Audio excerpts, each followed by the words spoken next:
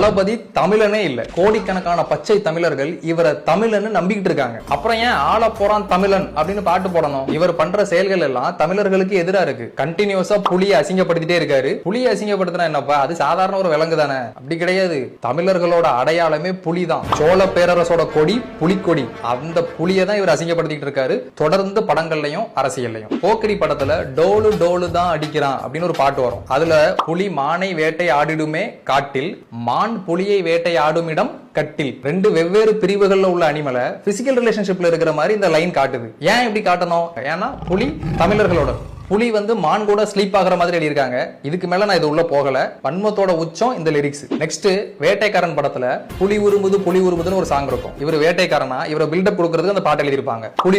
புலி உருமுது இடி இடிக்குது கொலை நடுங்குது வேட்டைக்காரன் வர்றதை பார்த்து, ஒரு வேட்டைக்காரன் வர்றதை பார்த்து புலியெல்லாம் அப்படி பயந்து உருமுதான், அந்த மாதிரி எழுதியிருப்பாங்க.